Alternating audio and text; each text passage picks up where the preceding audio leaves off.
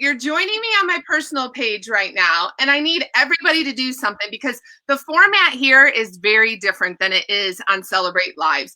This is Laura, and we take it slow and easy on Sunday. I got quarantine hair going on. We're setting back. Remember, I named this Sipping Sunday, so I'm sipping on the unicorn and the glitter.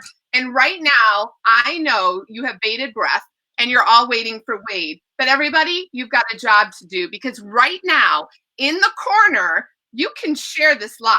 I have my other laptop down here, and I am sharing on pages right now. So all of you, I see 4 or 5 of you jumping on here. We're putting it on Celebrate's page so all of our friends at Celebrate can find this live.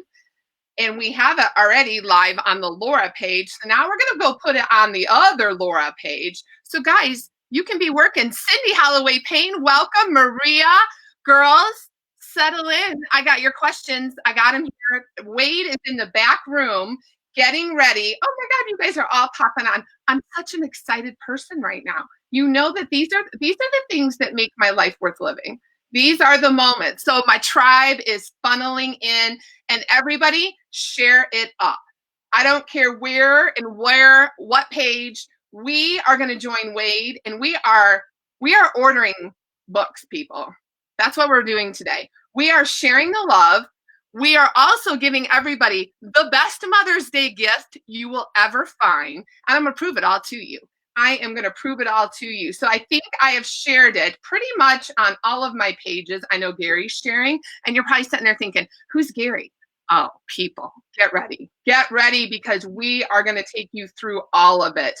So we're starting a watch party in one of my rooms. There, let's get that even more excited. All right, so we are live everywhere, and there it is. There is the save the date. It's Sipping Sunday. Hopefully you've got some hot tea, a mug, an adult beverage. I don't even care what you have up in your world, but we are going to hang out with the only person I can think of I'd want to hang out with on this rainy Sunday in Ohio. And we're going to find out if it's raining in his land, but we're going to hang out with Wade. Now, before I bring him in the room, we're going to tell a little bit of a story because that's what this is. It's the book world. So let me show you a picture of me and my mama. There she is. Isn't she gorgeous? That is my mother. I met Wade and Gary in California, in LA, at the littlest bookstore. I wish I could remember. It was on a curve, and I went in there one day and bought a book, and I saw this book called It's Relative, and it had a birthday cake with a candle, and I read the inside, and it talked about insane holidays and themes, because people, I love a good theme. Look at the flowers. You know I love a good theme. So I picked up the book, and it said, author, reading. I bought the book. And then I went home and read it in 24 hours. And I seriously was like, I have to meet this author. My mom was coming to LA. I was living with my friend Rick. And I said, we're all going to a book signing. And my friend Rick is not the bookie kind of guy. Let's just put it there. And I brought him along. And we all sat there and waited. And in walked, I call him the crazy two.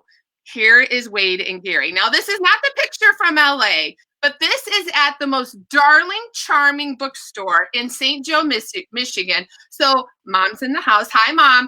Big shout out to Forever Books in St. Joe because my mom and I and Rick met Wade and Gary in LA. And then I have followed him. I have read every book. And then I went back and bought all the books before It's Relative. So I'm proud to say that I am the owner. This is the world of Wade before Viola. Like, look at that bottom one. It's seen better days. It's traveled. It's moved all 95 times with me. But I have been with Wade from It's Relative. Then I went back and bought it all. And then I've been part of the Viola chapter. So this is Wade and Gary when we were hanging out in St. Joe, Michigan. And then because I can't stand it, I got to introduce everybody I know to Wade and Gary. It's not enough that I know Wade and Gary. I got to take my mom. And there's Kelly Gunter and I in Ohio. And not only did we go to one book signing, but we went to 2.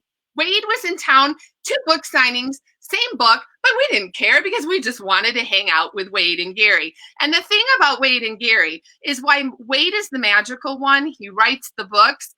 Gary is like Christmas. Like Gary is the one that you text message, you send all the inappropriate things to. You have the random conversations with. So I couldn't do this justice without just giving Gary some love and dragging him into the show. So there you go. Now you know that Wade and Gary have been in Laura Land for a very long time.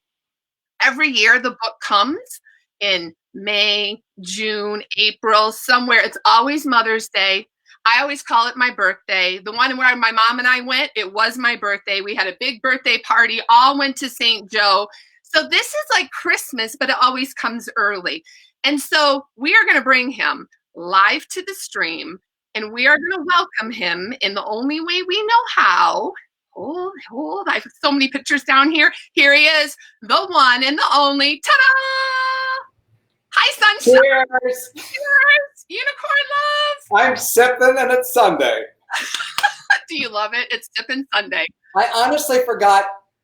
I love that story because I actually forgot how far we went back. That was Book Soup in LA, and it is the cutest bookstore in LA, and Midwestern folks meeting on the West Coast. Oh, and I was so obsessed with its relative, and we're here to talk about the new book, but I'm so obsessed with this book that I literally made homemade cutout cookies with every holiday and frosted them and brought you cookies. You did. When you met us, I was full throttle crazy. Full throttle cuckoo for Cocoa Puffs. And nothing's changed.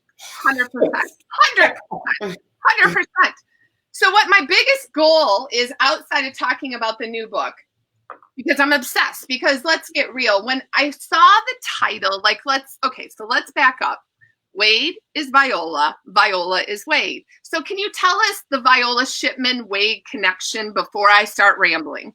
Yeah, Viola Shipman is my maternal grandmother's name, and all of my novels are written under a pen name, which is her name, because, and I say this, you've heard this, and I say this all the time, my grandparents were all working poor. I grew up in the Missouri Ozarks, and they scrimped and saved for my family to have a better life. They sacrificed greatly. And my grandmother, both grandmothers, read to me. They encouraged me to follow my dreams. Both wanted me to become a writer. And to me, it's the smallest thank you I can give to her and to all of my elders. And, nothing makes me happier than knowing hopefully in 100 years, people are still saying Viola Shipman and talking about my grandma and, reconnecting with their families in some way. So to me, it's a heartfelt, personal, forever thank you to her.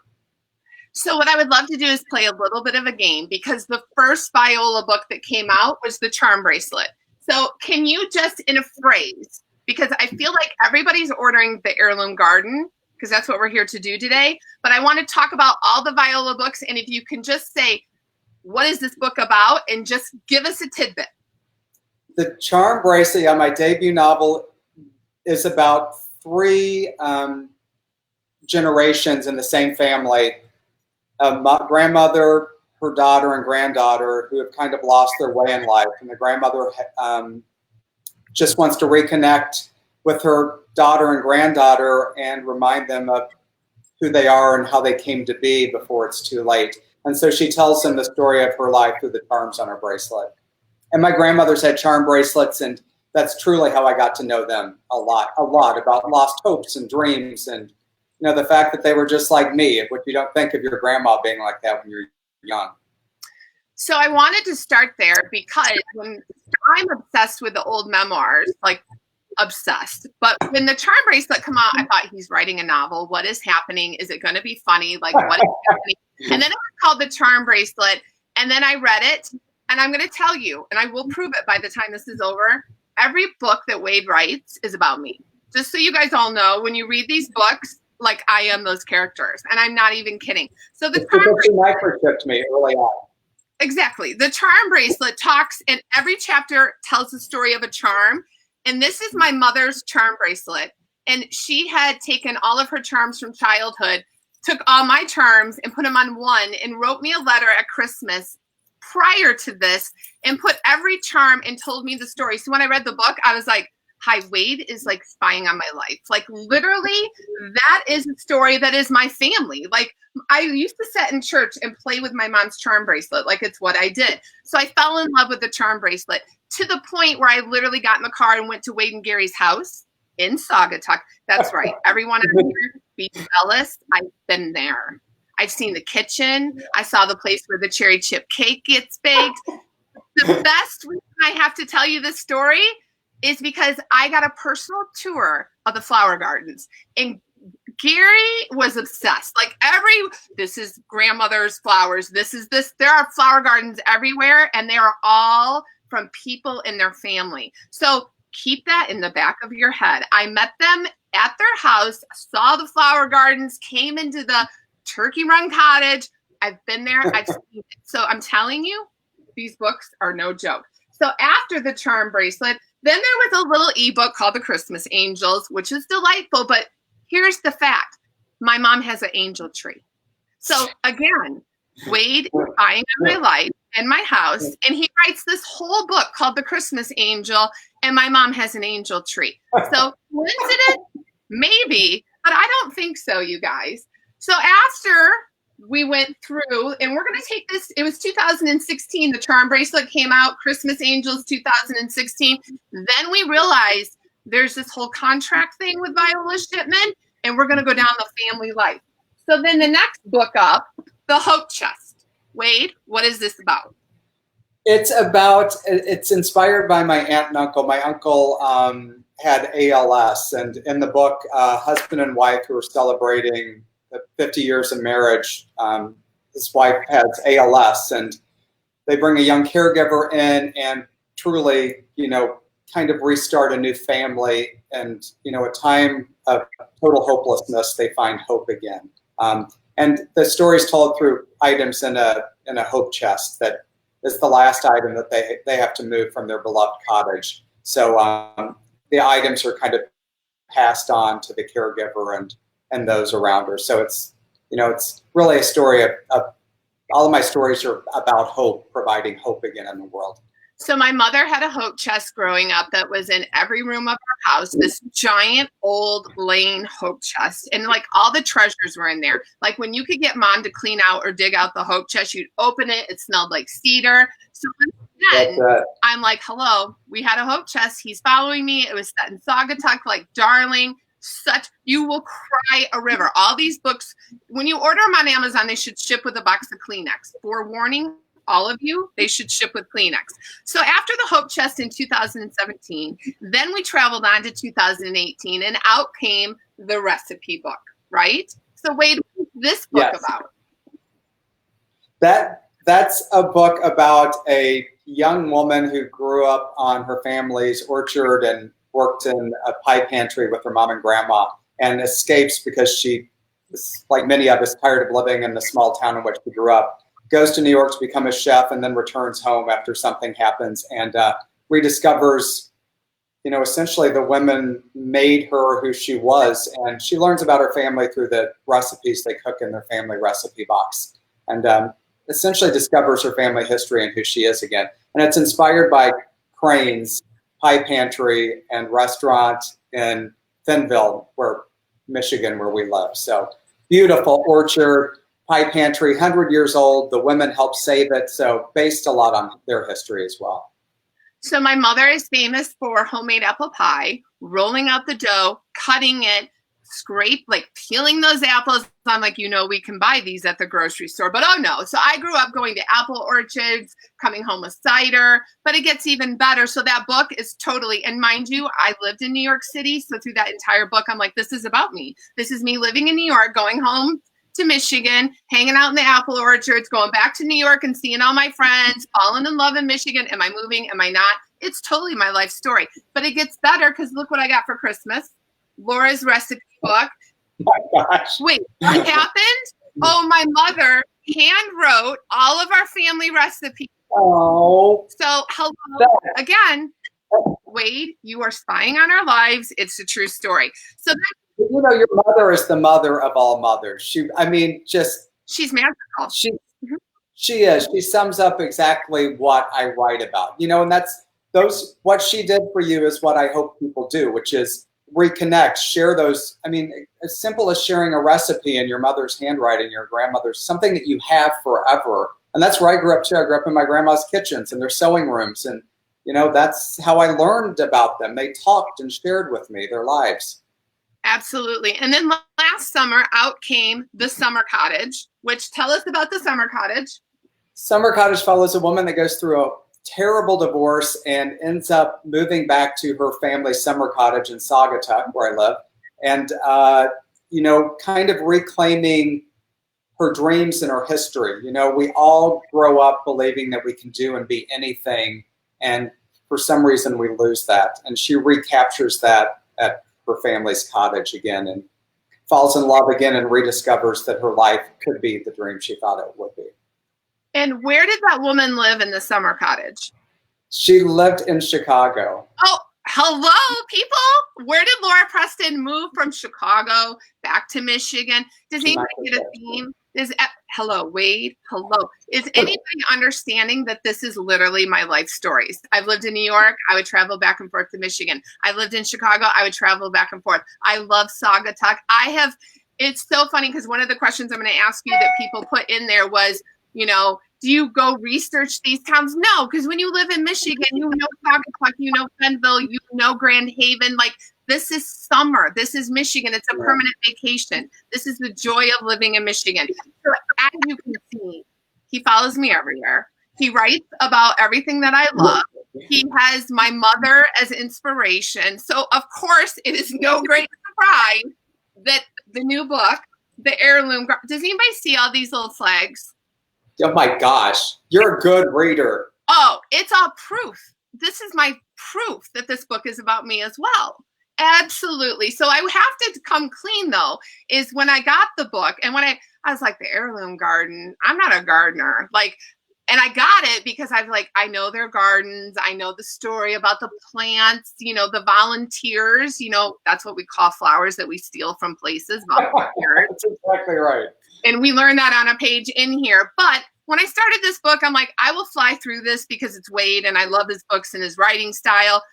Again, this book, it might be one of my favorites, literally. And I looked up every flower. Every chapter, guys, is a flower. But every flower stands for something. And it gives you this burst of, you want to literally go buy seeds for every single flower. I didn't know what a surprise lily was. I didn't know what coneflowers was. Trillium. I'm obsessed with all of these flowers. But the best part is each of these flowers in here took me to a place and to a family member. And I pray to God I don't cry during this video because this is how sentimental his books are. So the first chapter starts out talking about roses. And in a minute, I'll come up for air and let him tell you what the book is about.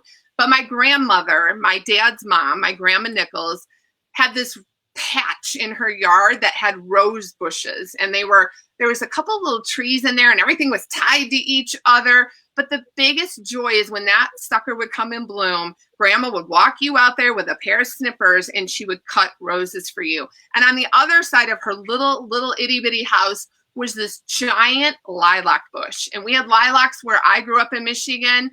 So the roses and the lilacs, the peonies. I lived on Chicago Road with my parents and we had peony flowers. And when Wade talks about them coming into full bloom and them drooping over, when we would go into season for peonies, my mom would cut them and put them in the kitchen. I'd come home from school and you'd walk in and the whole house would smell like peonies. So as I went through each of these flowers, not only does the book describe the personality of the flower, but almost each one of those flowers takes me to a place. The lilies, I used to pick tiger lilies when I lived out in the country. My brother and I would ride our bikes and we would cut tiger lilies out of the ditches, because there's a quote in here and I'm going to find it, talking about, is a flower from a ditch not as beautiful as a flower from a florist? And my brother and I would, huge bouquets we would drag home to my mom. And we called them tiger lilies, but they're the big orange flowers out of the ditches. And we would bring, my poor mother, we would have them all over the house because we would think they were the most glorious, beautiful lily ever. So all of those chapters are named after flowers. And it will take you to places and moments in your childhood. Wade, will you tell them a little bit about what the book is actually about? Yeah, and I have to say, you've summed up truly the heart of the novel. I mean, that's exactly what it's about. It's it's less about gardening and I think more about the memories of the flowers that you remember growing up that your mom and grandma had, even, your dad and your uncles and grandpas grew. But this is a novel about two women that are a generation apart, who have been scarred by war and by life, and who come together again through one of their heirloom gardens. And it follows a woman in her 80s who's a former botanist who lost her husband in World War II. She lost her daughter to polio and ends up losing her business during the Vietnam War. And she just walls herself off behind a towering fence because she can't handle any more loss or grief or pain. And ends up renting her home to a young family. And the husband is back from the Iraq War, very traumatized. The woman is a chemical engineer in kind of a male-dominated company, and the little girl is just needing stability in her life. And they slowly bond through the garden and open each other's lives up again. But you've summed what the book up is truly. There are my grandmother, talk about peonies. That's what my grandma grew, and the peonies she had in her garden in the Ozarks when I was little are now in our gardens in Michigan. We kept starts. My mom took them, and then we took them, and they continue to grow beautifully. And the smell and the scent, and every summer it reminds me of my grandmother because she hung her laundry line over those peonies so that when I would sleep at her house, the sheets would smell like that. So all of these memories, tie us back to something very meaningful and important in our life. Again, I think we kind of lose track of these memories and what they mean to us. And, this novel is truly about reconnecting to our histories, but also finding hope again. And to me, there's no more important message or meaning than that right now. And, I do have to say, not like you, not to cry, but, I lost my brother when I was 13 and he was 17. And as you can imagine, it was the most horrific thing for a family to go through. And the way my grandmother Shipman got the family back was by essentially leading my mom and me, out of our bedrooms and out of bed and into her garden in the summer. And we just weeded and we mulched and we watered and we planted. And that's the simple little acts of those helped get us through the grief and pain. And so, this book, I'm very proud of it. And I think it's so resonant for today, especially because, I talk about even victory gardens and the history, and women led the charge to feed much of our nation during wartime. And you're seeing a huge resurgence of that right now during this time. People are planting again and growing their own gardens. And, we want not only food, but our own place of peace and respite. So this is kind of a full circle novel for me in many ways, but you really capture the heart of what it's about. And I think everyone can connect to. Absolutely. And I think the thing that is so delightful about this book is you have the story. You have the story of Iris, who's the woman that he just spoke of that loses the husband to war. And I'm not going to give it away because you're all going to want this book. But you have the story of Iris, but Iris goes on this internal battle, and she chased so many dreams in her life, and life led her down these crazy roads that led her to a place of isolation. She's sequestered in her house, but it literally is like 5 books in one book. And I think that's the reason I'm obsessed with it, because you have Iris, and then you have the family that moves in next door. And then you have a story about Iris and Abby, who's the mother that lives next door. And there's a friendship that builds. And there's a friendship that builds between Iris and the husband. And literally there's a mother-daughter friendship between Abby and the daughter. And then there's a friendship between the woman that's scorned by the little town somewhat, and she rebuilds her relationship with this small community. So like you go on this journey about budding friendships, and it's a little bit of a love story because the husband and the wife reconnect, and there's mother-daughter in it, and there's mother-daughter from Iris's point of view. So literally you will walk away having walked through all of these relationships and how they grew and how they changed. And literally will find yourself in every little piece, because the little girl goes next door to Iris, and there's a part in the chapter where they hide inside the flowers. And it's one of my favorite parts, because the little girl talks about being nervous. And it took me immediately to my Aunt Weezy, my dad's sister. And we didn't hide inside flowers, but we would cut lilacs. And there's a part where Iris talks about the little girl is very nervous. She's got anxiety. She's going back to school. And Iris says to her, "You're not nervous, you're excited." And literally that whole quote, if you in your life take out the word nervous and replace it with excited, you think about those emotions and they're almost the same. And I literally cried like a baby in that chapter. And then as it kept referencing, and as the transitions that Abby goes through in the book, the mother, because I am so Abby in this book, like there's the phoenix rising up in this book. Like, people, if you know me, everybody that's in my tribe, my Regain Control girls, my book club girls, we always talk about that you can build your dream life, and that you don't have to settle, and that you don't quiet that person inside of you. Abby's your person. And when she rises up, there's a whole chapter about career in here, and about not letting people make you feel small, and about busting out. So there's this whole inspirational entrepreneurial storyline in here that will light all of my tribe girls on fire. So when I tell you this book is like 6 books inside one book, it is pure magic. That was, you truly are, everybody knows this. You are one of the most positive people, one of the brightest lights that I know. And that's why I love you so much. And, that's this book in particular, I try to write about what fear does to us as humans. We tend to live much of our life in fear. We tend to be scared of everything. And that, that paralyzes us, that doesn't allow us to be, the unique souls we are, that doesn't allow us to pursue the dreams that we want to come true. And, you've really hit on a lot of the underlying current that I really wanted to accomplish with this book. I like to write about, and you quoted one of my favorite scenes in the book about coneflowers, which, we're talking about, kind of normal flowers that everybody takes for granted. And they talk about, why are they so ordinary? They can grow anywhere, but they're truly extraordinary. It's just like any of us. We tend to think we're so ordinary, but we're truly extraordinary human beings. And that's what we lose sight of. And that's what I try to remind people in every novel that I write, because, my grandmother,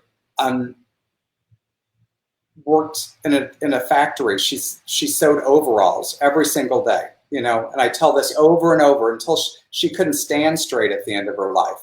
My mother was a nurse and a hospice nurse. And you think we consider these to be ordinary women, but they are not. They are incredibly powerful, smart, strong souls that changed lives. I mean, they changed my life immensely. And that's what I want to remind people of through the characters in the novel. So thank you for bringing that up, because that's a huge undercurrent with every book that I try to write. But what I think is magical, like I literally, because I have every flower, and I will never, we could be on here for 8 hours and I would still be talking. So I'm going to go to page 352, because this is exactly what you're talking about. Wade writes, "What is common, I wonder? What is ordinary? Women are so hard on themselves, calling their looks ordinary, holding themselves up to standards of beauty set by men. Does a Susan consider itself any less beautiful than a peony?" And we're talking about black-eyed Susans. And this is the part that I love, where it says, "Does a wildflower growing in a ditch think of itself as less than one growing in a garden?" And it literally it made me think of every woman that doesn't think they're worthy, or every woman that doesn't think I'm up to standard, or I don't hold myself beautiful. And as you walk through these flowers become you. Like every single one of them. Is it Lady's Mantle that holds the water? It is, yeah. And it talks about the Lady's Mantle. I mean, in my head, I'd probably look in a garden and be like, what are these weeds? Like, pull, like that would be Laura. But then when I saw it and I was like, I read it, and they catch the water droplets that look like diamonds, and they pour into each other like, Lola, don't even, that they pour into each other. I thought, that's like us as women, like pouring into others, that there's days where we're strong and vibrant, but there's days where we're weak, and we pour into each other and lift each other up. So every single flower has a story. Every single flower, like, you will see yourself when he describes these flowers, you're like, I am an iris some days. I am a lady's mantle some days. But this whole section about flowers being in the weeds, like when I was a child, some of the most beautiful flowers, the Queen Anne's lace, I mean, literally weeds that we were picking and bringing in, and they were so beautiful. And we thought we picked the most glorious bouquet from my mom. And she would always make a big to-do out of them and cut them and put them in big vases. And we thought we were the coolest kids in the world. And I have to ask you another question, because guess what I did? I went on Etsy, and I ordered a McCoy vase. I have a pink swan McCoy vase headed to my home off Etsy. If I remember correctly, and I can't remember, you talked about a McCoy vase, I believe, in the Hope Chest, right? I did, yeah. We collect them. My grandmother had them, and we collect McCoy vases. If you don't know what they are, they're like a 50s pottery, and it used to be that florists, instead of just sending flowers, would send them in a pretty vase. So, usually, 50s on, if you got these, that's what, your grandma collected or great grandma had. And so they were passed along, but they're beautiful. They're usually in these great aqua colors, corals, pinks, yellows, and they're flowers, they're swans, they're frogs, they're adorable. And you will all know them. If you just Google McCoy vase, up comes Etsy, and there are a plethora. And then you go down the rabbit holes and you can pick the colors. They're not expensive, but when you see them, you're immediately going to say, my grandma had these, my aunt had these. They're powder blue, they're powder pink. They are beautiful. And when you look around, like I looked around my house, and my mom and I always talk about, oh, you need a vase? I have a vase. And we both open up our cupboards, but it's that standard clear glass, cheap, stupid vase. Like, I have one. Like, they're these, like, I have these gorgeous flowers somebody sent me last week, but this is what we get nowadays, right? We all have glass vases, and we have the same vase, FTD vase. But literally, and I promise you, like, we're in quarantine, and that's why mine's coming for Etsy. I think I paid $20 for it, literally. But to me, my house is full of things that come from places, paintings from Italy, this from this. And that McCoy vase will be the time I was in quarantine and I read the heirloom book, and it will become part of my history in my house. But literally, this book will take you on an adventure and a journey that, like, I have so many quotes, I have so many tabs, so many things I wanted to share and read, just because I hope it lights everybody on fire to click the link and go order the book. And I will ruin it for my mother, who I know is on here, because you already have one coming to your house for Mother's Day, Mom. So don't order it. Happy Mother's Day. Yeah, happy Mother's Day, Linda. She's always like, I know not to order Wade's book because my daughter will already have it on order, headed its way. But literally, there's a couple pieces that I do want to read out loud to close up this interview piece, and then we have some questions. But on page 378, there's a quote on here that I have a million stars around, because, guys, you need to know I'm what I call an active reader. I underline and just tear my books apart, like tear them apart. But it says here, how long can I continue to bury myself, dig myself up, and bloom again? And that is something that resonated with me, because my people that know me know I have done a lot of things in life. I have sold Yankee candles. I have sold perfume to a fine art. Thank you very much. I have done the makeup thing. I'm a vitamin girl. But I am this girl that I find as I'm aging, I kind of always say, I don't know how many of these do-overs I have left in me as I follow my passions. But when I read that, how long can I continue to bury myself, dig myself up, and bloom again? Wade, what do you think the answer is to that? Do you think we ever stop having that ability? I don't. I probably have two answers to that. One is, it makes me sad that people, because the first part of my life was all about burying myself. I was not a particularly happy young adult. I was very heavy. I weighed 260 pounds at one time. I just wanted to bury myself from the world. I was not proud of who I was. I was ashamed. And, I think uncovering all of that and coming back to life again and being truly who I was meant to be, changed me, and everything has been kind of a rocket ship since then. I do think we go through constant reinventions in our life, and I think it's necessary for us as people and as souls to do that. But what we tend too often to do is throw that dirt back over ourselves. We want to cover ourselves who we are. And Lola agrees. Oh, well, we have sirens right now where she thinks she's going to save me. If you can hear them, I hear them. Guys, that my dog literally is like, she's going to have a moment. Good times, right, Lo? Good times. I like that she's protecting. Oh, always. If there's a siren, she will save us all. So I love that. And we have people commenting, as long as the soil's good, keep repotting. And I love that. That's because great. That's one of the pieces. And I love that you just shared that journey with weight, because so many of my following and my tribe, I work in the bariatric industry. I've battled with weight my whole entire life. I've always been the crazy sparkle fur glitter girl my entire life, whether I'm at a goal weight or I'm 365 pounds. I never didn't feel like the giant lily. And so I think that's why so many times in here, the books just read to me and I just can find myself in them. But closing it up on page 383, there's a section in here where she says, I'm very proud of you. It's not easy to change your life and do something you never expected you could do. She said, it's exciting, but it's also scary. And then she talks about on the next page, she says, but your life will never be the same. You were courageous enough to take that first step, and there's no looking back now.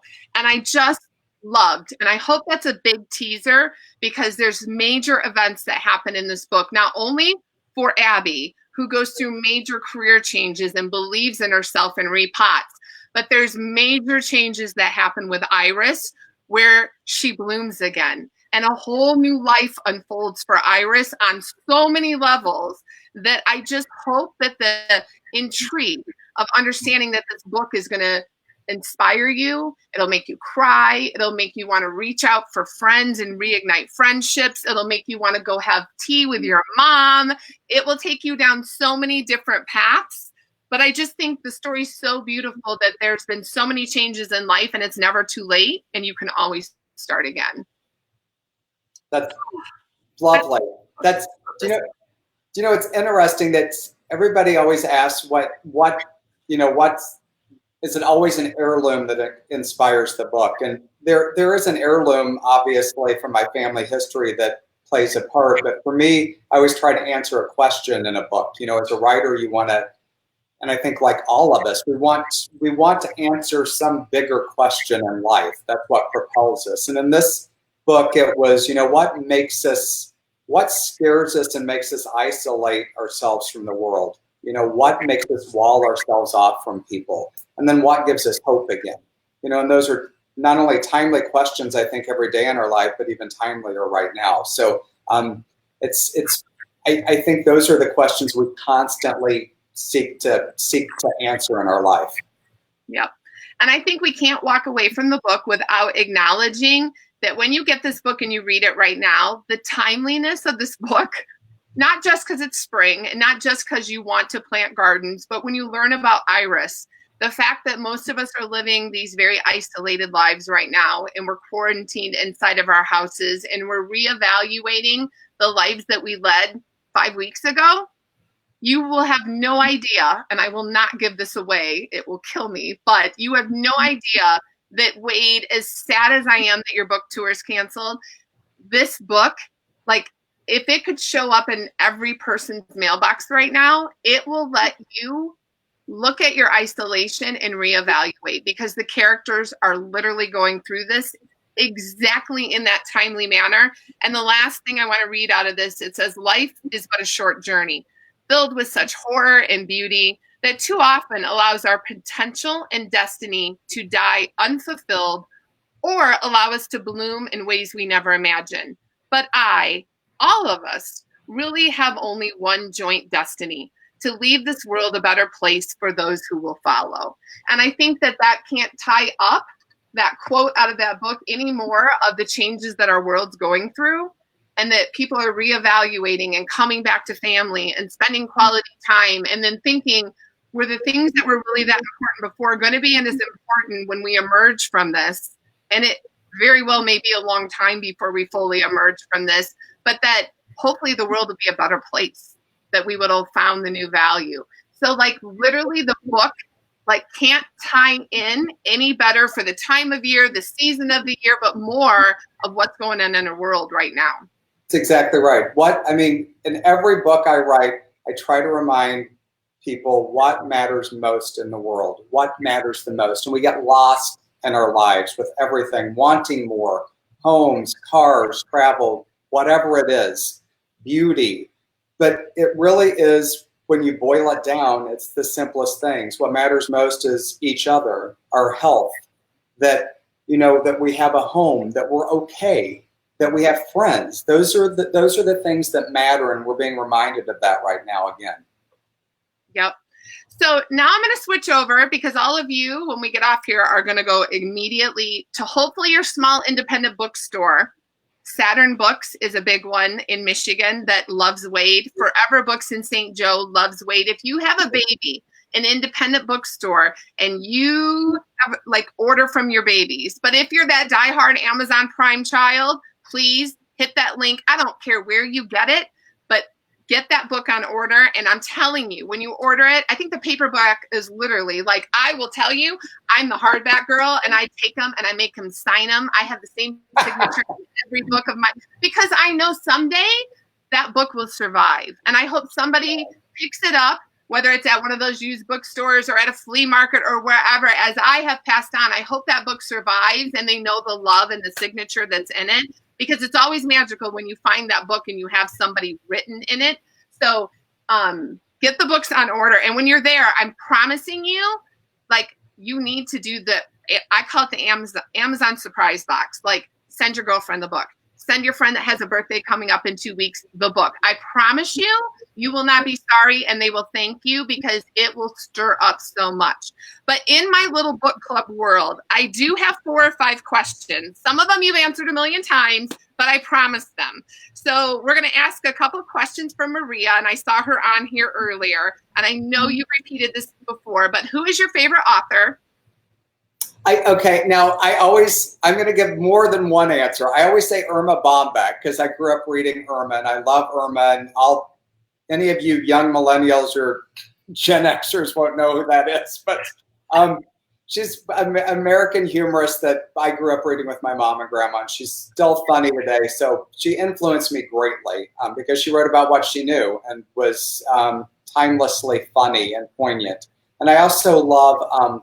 God, there's so many I love. I love Anne Lamott too. She's one of my favorites as well. So, and your favorite book, your one book. If you were headed out the door and a fire's raging, what book are you taking out of your house? Because that's such a good question. You know what? I read the same book every year over and over, and it's The Catcher in the Rye, and it's a straight. And it's I think for me, I didn't appreciate it when I had to read it in high school, and then I read it again in college, and you write reports, and I started reading it again in my 20s, and it's so timeless, and how I used to think it was a rage against society or adults, but it's not. It's really a manifesto about being misunderstood and wanting to be unique, and we grow up just wanting to fit in this world, and we wash away all of our uniqueness, and we feel that's what we should be. That's what we should do. And that book really gets to the heart of that. So I've not heard that answer before, so thank you. What is your favorite book that you have written? I know you love them all, and it's a piece of your heart, but what is the one that will always hold dear? And feel free to include the Wade Rouse books. I have to say one of each. I have an answer for every one. My first memoir was America's Boy, and it was just, I never thought it would be published. So I think that's still my baby. I think the funniest book I've ever written is At Least in the City Someone Would Hear Me Scream. And it's still the memoir that gets the most reaction, and people continue to read and share. So I'm really proud of that too, because it was no holds barred. just me going kind of off the wall. You know, I have to say, of all my novels, I'm really proud of the Heirloom Garden. I just think it's my most resonant novel to date. I think I I just I was so lost in the story, and it meant so much to me. And I really was not aware of the world for months at a time as I was writing this book. So I'd probably say the Heirloom Garden. And you had to have done a lot of homework on flowers. Like A lot of research. Gary knew a lot, but I did want to I mean, she's a botanist. So I did want to bring a piece in. I mean, she's knowledgeable about flowers. She propagates her own daylilies and roses because, she doesn't have anyone in her life. So she makes flowers that have characteristics that remind her of those she's lost. So, but I wanted to do research because that's how she would think, so it was a copious amount of research. And I know there are heirloom gardeners out there, and I wanted to get it right too. So. Right. And I will give a shout out. There are illustrations all the way through the book, and Gary drew all the flowers. So they're beautiful, and he did a great job. And it's nice to have him part of the project too. Amazing. Love them. There's the Victory Garden. Like, beautiful, beautiful, beautiful, beautiful. Now, another question that was asked is, how long does it take you to come up with an idea? Like when you said, okay, I'm going to do this series with Viola, and you signed your book agreement with all these books, like, did you automatically say something about recipes, something about flowers? Like, how long does it take for the story to unfold? It used to take longer, and with the book contract, everything gets truncated. So I do try to. I always have ideas, and I'm always trying to get those ideas down because I know there's going to be a book due.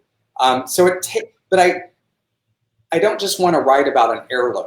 I want to tell a bigger story, a universal story that connects us. So that does take time to get it right. Like the next novel I'm writing is tentatively called The Summer Camp, but it's really the story of 4 women that become best friends going to summer camp in northern Michigan, and why we have such good friends when we're young, and those tend to fade as we age. What happens to those friendships? Is it us? Is it them?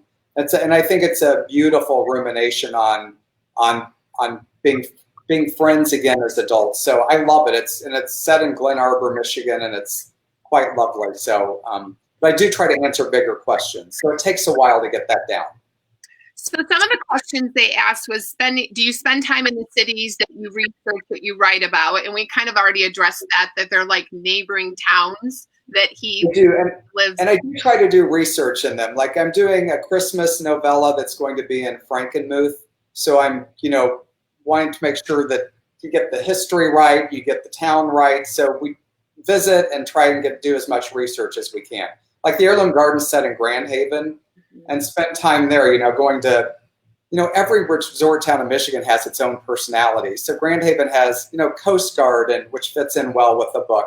The lighthouses, it has Pronto Pup with the corn dogs on the beach. And so I try to incorporate all of those aspects into the novel as well. Is the fountain really in Grand Haven? Yeah, it's the dancing fountain. It's the waters on the hillside across the river that lead into Lake Michigan. It's like a magical summer experience. So it was really the biggest dancing waters before Bellagio in Vegas. So if you go, it's really just a fun Michigan summer evening. It's incredible. So the waters dance and it changes colors, and it's very fun. Mom, put that on the list, because we know Frankenmuth, we know Saugatuck, I know Grand Haven, but I've never seen the dancing water. So Mom, very cool. That's a Sunday afternoon. And then one of the questions by Jean Apple was, are these really your grandmother's experience, or are you just using her pen name? Many are her experiences. I would say foundational stories in every single novel I write are from my grandmothers, my grandparents, or my mom. So there's always many, many stories. Like you talk about a vase. My grandmother used to always say, life requires a pretty vase. You know, she was not one to pull out an ugly vase and put flowers in it. She thought, you have a chance to make a moment, so why don't you make a pretty moment in your own home? So, you know, so many of those, you know, I grew up with my grandmothers. I mean, I spent inordinate amount of time with them, so it's infused deeply within me. And that's so my mom. Like, even when I go home, if it's St. Patrick's Day, there's a St. Patrick's Day table, an Easter table, a Valentine's. Like, every meal you eat, whether it's in the fancy dining room or the family room, there is always a theme. Everything is special. Like, I grew up with that, and I call it, it's very funny because my mom and I talk about it all the time, and I always say, I grew up in a Norman Rockwell moment. Like, and it's very hard when life doesn't present that way because I grew up with magic. And so replicating throughout life, and like when in my own home, everything has meaning, every this, every that, and you wrap so much emotion around it. So I'm so happy and blessed. Now, this is the last question. And we're going to kind of leave the world of Viola and a little bit of Wade. And this question kind of comes from my dear friend. So get ready, Wade, because I got to share our screen a little bit. Now this, and you might be a little bit nervous. Friends, there is a piece of Gary and Wade that unless you like stalk them on Facebook and Instagram, you probably don't know it. But they do have 2 homes. They live in Palm Springs, where Wade is right now. And then they have their little Turkey Run gorgeous little cottage. But there is this drive that happens that goes from Palm Springs to Michigan, and the dogs come and they load up the car. But there's always other people in the car. There's traveling Barbies. And if you do not know this, let me show you some of the travels that have happened in the land of Barbie. So the Barbies jump in the car and they go cross country with them. And then even when they came to the book tour in Ohio, they went to the Rock and Roll Hall of Fame. Cher and Barbie hung out at the Rock and Roll Hall of Fame. But my favorite moments in the Barbie travels is when they went to London, because Barbie went to Harrods. Not only did Barbie go to Harrods, but she hung out in Versailles. And my all-time favorite Barbie moment is when the gal dressed up and hit the Moulin Rouge in Paris. So if you hang out with Wade and Gary, Barbie travels with them. They go to Italy. They go everywhere. And they never leave town, I don't believe, without a Barbie. I think Gary just shoves them in his pockets, maybe. I don't know. But I did want to ask, we have a question from Mr. Clinton Bublets, who wants to know, which one was your first Barbie and how old were you and how many do you have? Oh, that's a great question. So I have to say, first of all, when we travel, it's hilarious because, you know, when they go through your luggage, oftentimes they find Barbies and Barbies outfits. But I have to say, universally, no matter where we go, they'll open up the suitcase or travel bag and they'll go, Barbie! Like they get it. And people love, they take pictures of us taking pictures of our Barbies. Like, she's so universal that people kind of get it and they love her dressed up. My first Barbie was one I stole. I stole it from one of my girlfriends growing up because I wanted a Barbie and a boy in the Ozarks didn't really get a Barbie. You know, we got BB guns and fishing poles. So I stole it from one of my friends and she was my first. We have probably, oh my God, I'd have to ask Gary. I'm going to say 40 plus Barbies, but that might not. And we have, you know, ones that represent, you know, different eras and times. Gary's bringing notes. Is this for you? Oh, our first that we got together was 1997. Gary just slipped me a note. So that's our first Barbie that we purchased together. So we have a ton, and we have some that we haven't, you know, we used to get them, and there would be the ones that are like the Pez that are boxed and you're not supposed to open them up. Like we got a Lily Pulitzer Barbie that was dressed and you're not supposed to open her up because she costs $400 or whatever, supposedly. We rip the box open, we redress her, we take her. So we have a lot. But I mean, as you can see, Barbie rocks. Love her. We spend a lot of time on Barbie. Oh, when you guys went to Paris and she was all over the place and the outfits changed, like there'd be 2 Barbies a day with change. I was like, this is why I'm friends with these people. You showed my favorite gold Barbie at Versailles. I have to say, more attention than I've ever seen in my life, because people, we just did real well with her that day. She was hysterical. But I had a very hard time choosing the Barbies that were showcased because literally the truck stop Barbies are my favorite, like when you're traveling across country. But that Versailles Barbie, I mean, she's stunning. She matches the gate. We do, and people love. We have a few what we call white trash Barbies that we picked up at antique malls, and the hair's kind of been cut off, and we just put her in like a like a cut off t-shirt, and we've given her tattoos, and she's been around the block a few times. But so we kind of cover the gamut of Barbiedom. I will say there's a dry cleaner in New York City on the Upper West Side that's behind Clinton's old apartment.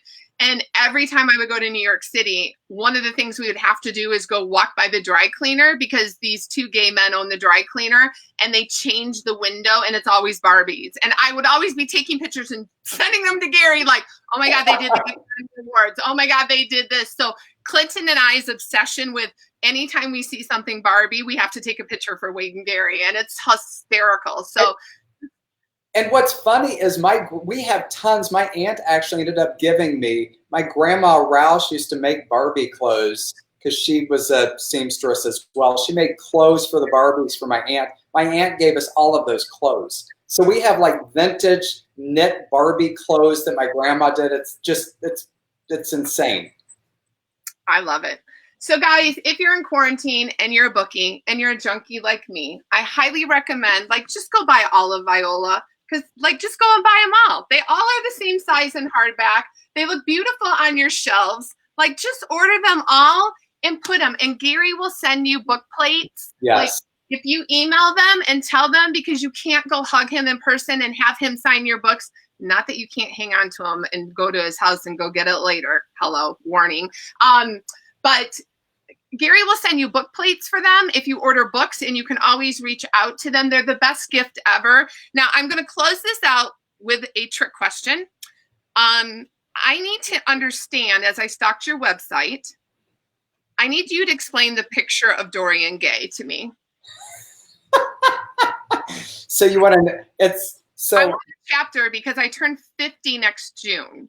Yes. So we should do a private reading. I have an essay that's perfectly fitted for you. Oh.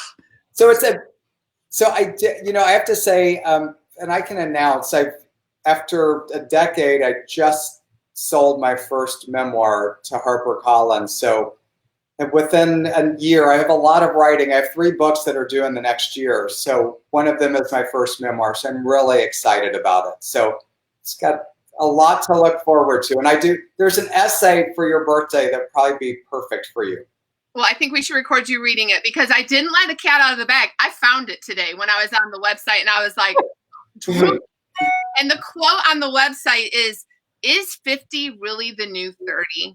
And I'm going to tell you right now, the answer is yes, because I'm already planning my 50th birthday party next June. So for all my girlfriends, where we all have decided we're going to go on a 3-week, yes, people, 3-week European tour. We're going to go to Italy. We're going to go to Paris. Like the 50th birthday extravaganza. Yes, 50 is going to be the new 30. So we're going to fit right in. So when I tell you that I'm in all of the books, it's true. The new one coming is my birthday story.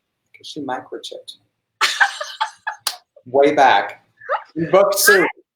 I love you so much. I love you so much. Thank you. And thank you, Gary, because I always am like, Gary, can we please do a live? Can we please do it? And I promise to do this justice. This is Christmas for me, and I am going to download this. I'm going to upload it in YouTube. You can share the links. I hope everybody's sharing this interview, because everybody needs some Wade in their life. Everybody. Thank you. All right, guys, that's it from us. Please go order your books. Please share the video. Please tag your friends on it. We literally stole. He does 20 minutes every Tuesday and Thursday on the Viola Shipman Facebook. We just had 59 minutes, undivided attention. We're so spoiled. Thank you so much. Thank you, everybody, for jumping on. I love you for joining us. And guys, I don't know. We'll see you, if not sooner, next year. Bye.